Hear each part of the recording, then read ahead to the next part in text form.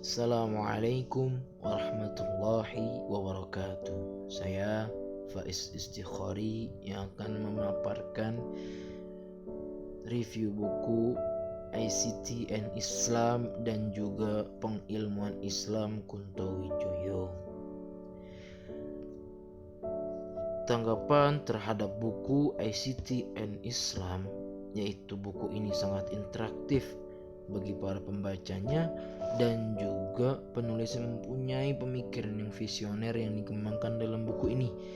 Pada buku ini isinya sangat modern karena memberikan pendapat terdahulu pada suatu hal dan dibandingkan pendapat yang baru yang lebih efektif pada suatu hal tersebut yang agar mudah diambil bagi para pembacanya. Gagasan utama terhadap buku ICT and Islam yaitu Prof. Muhammad Fauzanuddin memberikan pemaparan atau pemahaman tentang ayat-ayat Al-Quran, yaitu kalam yang selama ini diartikan sebagai alat tulis, namun diberikan perspektif baru bahwa ayat-ayat tentang Al-Quran yaitu kalam diartikan sebagai komputer. Karena ini juga sejalan dengan seiringnya zaman yang berubah, komputer bisa menggantikan semua alat tulis. Oke, kita masuk pada pengilmuan Islam Kunto Wijoyo. Kita masuk kepada latar belakangnya. Pengilmuan Islam lahir dari keprihatinan terhadap ilmu modern barat yang melenceng dari semangat Renaissance yang pada mulanya bertujuan memanusiakan manusia, malah yang terjadi dehumanisasi dan sekularisasi. Pengilmuan Islam juga bermaksud merespon gagasan islamisasi ilmu yang dipandang sebagai sebuah tekstualisasi. Dan pengilmuan Islam ini merupakan pengembangan lebih lanjut dari upaya untuk menempatkan Al-Quran sebagai sumber utama rujukan umat Islam dan dengan menjadikan Al-Quran sebagai sebuah teori ilmu. Metode pengilmuan Islam yang ditawarkan oleh Kunto Wijoyo ada dua, yaitu integralisasi dan objektivitas. Integralisasi adalah pengintegrasian kekayaan keilmuan manusia dengan wahyu, yakni petunjuk Allah dalam Al-Quran beserta pelaksanaannya dalam sunnah Nabi. Integrasi ilmu yaitu gagasan integralisasi berangkat dari perbedaan pandangan antara ilmu-ilmu sekuler yang merupakan produk dari peradaban barat dengan semangat ilmu-ilmu integralistik yang diidealkan oleh Islam. Perbedaan paradigmatik antara ilmu-ilmu sekuler dengan ilmu-ilmu integralistik tersebut meliputi berbagai aspek yang dapat diruntut, mulai dari proses lahirnya sebuah ilmu, yakni pada tempat berangkatnya rangkaian proses, produk keilmuan, tujuan-tujuan ilmu yang secara umum meliputi aspek-aspek ontologis, epistemologis, dan aksiologi. Kunto Wijoyo kemudian menyusun proses tahapan-tahapan yang merupakan rangkaian dari cikal bakal kelahiran ilmu-ilmu sekuler yang mendominasi keilmuan manusia modern dewasa ini secara lebih sistematis. Tahapan-tahapan tersebut kemudian diilustrasikan oleh Kunto Wijoyo dalam gambaran sebagai berikut: filsafat, antropsentrisme, diferensiasi, ilmu sekuler. Tahapan-tahapan dari proses kelahiran ilmu-ilmu sekuler di atas dijelaskan oleh Kunto Wijoyo. Menurutnya, latar belakang dari ilmu-ilmu sekuler adalah modernisme dalam filsafat.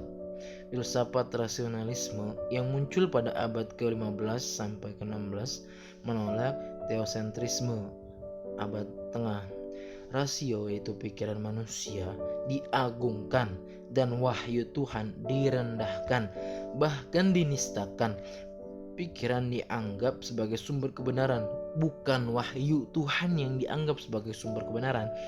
Tuhan masih diakui keberadaannya, tetapi sebagai Tuhan yang lumpuh, tidak berkuasa, tidak membuat hukum-hukum.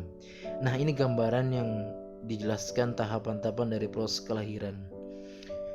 Ilmu-ilmu sekuler yang sudah dijelaskan Kuntowijoyo yaitu agama, teantroposentrisme, dediferensiasi, dan ilmu integralistik. Terdapat 4 tahapan dalam menghasilkan ilmu-ilmu integralistik. Pertama, dimulai dari pandangan agama yang berlanjut pada lahirnya teantroposentrisme yang merupakan perpaduan dari pandangan ketuhanan dan sekaligus kemanusiaan.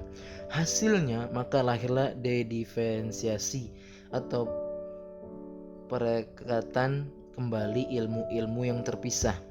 Dediferensiasi merupakan lawan dari diferensiasi. Pada akhirnya lahirlah ilmu-ilmu yang disebut dengan ilmu integralistik atau ilmu terpadu. Nah, kita masuk kepada 2 langkah. Itu tadi yang disebutkan, pertama adalah integralistik atau integralisasi, dan yang kedua ini adalah objektifikasi. Adalah menjadikan pengilmuan Islam sebagai rahmat untuk semua orang, rahmatan lil alamin. Menurut Kuntowijoyo, dengan melakukan objektifikasi ada 2 hal yang bisa dihindari, yaitu sekularisasi dan dominasi. Sekularisasi terjadi karena adanya interpretasi yang menganggap bahwa semua peristiwa yang terjadi adalah konsekuensi logis dari gejala objektif. Sementara dominasi terjadi apabila suatu umat beragama hanya menghasilkan satu produk saja dari internalisasi atas nilai-nilai, yaitu eksternalisasi. Untuk Kuntowijoyo menegaskan bahwa sebuah produk ilmu yang lahir dari induk agama haruslah menjadi ilmu yang objektif. Maksudnya, suatu ilmu tidak dirasakan oleh pemeluk agama lain, non-agama dan anti-agama sebagai norma, tetapi sebagai gejala keilmuan yang objektif. Nah, oleh karena itu meyakinkan latar belakang agama yang jadi sumber ilmu atau tidak menjadi masalah. Ilmu yang berlatar belakang agama merupakan ilmu yang objektif, bukan agama yang normatif.